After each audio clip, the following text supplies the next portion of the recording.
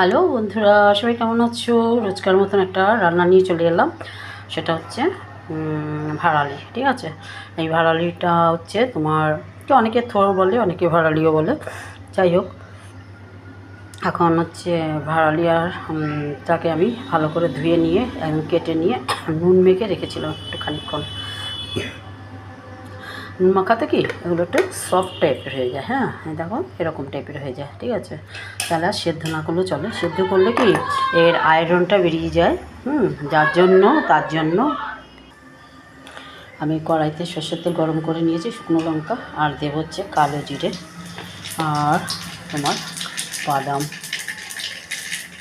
ভাড়ালি রুটিটা খেতে তোমাদের কেমন লাগে অবশ্যই কমেন্টে বলো। আর হচ্ছে দেখো, ভাড়ালি রুটিটা খেতে না প্রত্যেকেরই ভালো লাগে, কারণ এই ভাড়ালিটা খাওয়াও অনেকের উপকার। আমি এটার মধ্যে এখন এই ভাড়ালিটা ছেড়ে দেবো।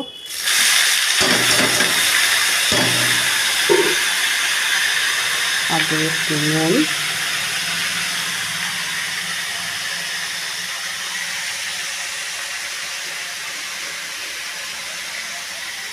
দেবো একটু হলুদ।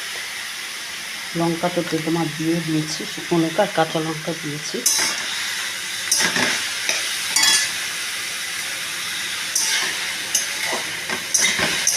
এটা সেদ্ধ হওয়ার জন্য আমি খানিকক্ষণ ঢেকে রাখবো। আমি তাকে সেদ্ধ করে নিই, জাস্ট একটু নুনটা মেখে রেখেছিলাম, যার জন্য যাতে ওতে একটুখানি সফট হয় এই কারণে। কারণ ভাড়ালি থেকে আয়রনটা উড়ে গেলে কোনো উপকারই আসবে না, তাই না? আর এই ভাড়ালি রুটিটা খেয়ে দেখতেই হবে, দারুণ লাগে টেস্টি খেতে।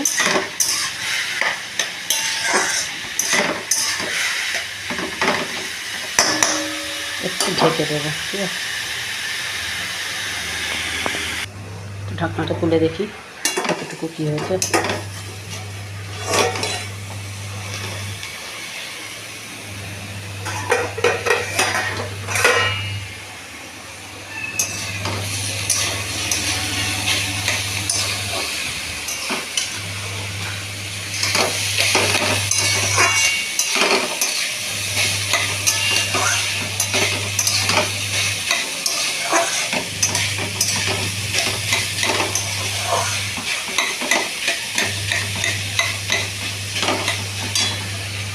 সামান্য একটু তোমার লঙ্কার গুঁড়ো দেবো।